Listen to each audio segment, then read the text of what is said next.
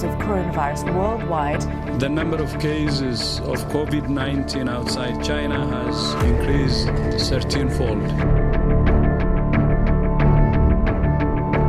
The pandemic caused by COVID-19 is something scientists have predicted long before about how we abuse nature, how we continue to allow wildlife trade to taking place. The disruption by pandemic has a lot of similarity to environmental damage that's happening at the moment, whether it's a climate change, whether it's natural disaster, causing disruption to society and also damages to economic, to development, to exposing us to understand the issue of inequality, the social sides of issue that we are facing right now as well.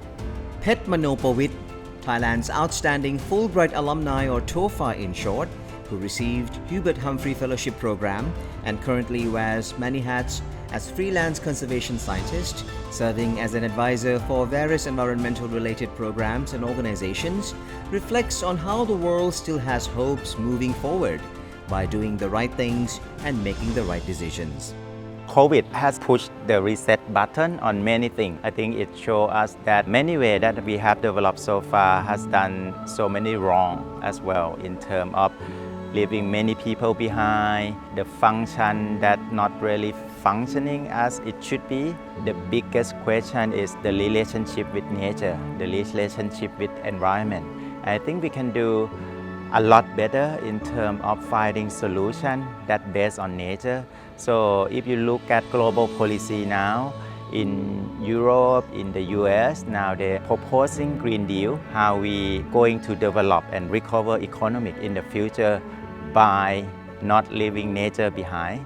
A lot of politicians now recognize that we can come up with nature-based solutions by including the issue of inequality, including the issue of restoring nature. We can address a lot of problems. The pandemic COVID-19 has demonstrated that we're going to face a lot more bigger problem caused by climate change. It is just almost like an exercise to prepare ourselves for the bigger disruption. And I think the work like Zendai is exactly what needs to be done in terms of self-organizing, civil society part, helping each other, building resilience for society. Adaptive capacity is really a core issue here that we have to deal with environmental challenges in the future. Peth has been witnessing and volunteering with Zendai, which is the COVID-19 relief initiative by Chris Potoranan, another fellow Fulbrighter whose intention is to demonstrate that if there's a will, there's a way, and handling COVID-19 crisis is not beyond humans' capacity. As a citizen, start to recognize that there's a need to connect the dots. We have the infrastructure, we have facility, we have the volunteer, and sometimes when the system is not functioning as it should, I think by filling the gap of the volunteer, I think it's a way that going to move society as a whole to the next level. I think Zendai is showing people are really willing to come together and addressing some of the core issues.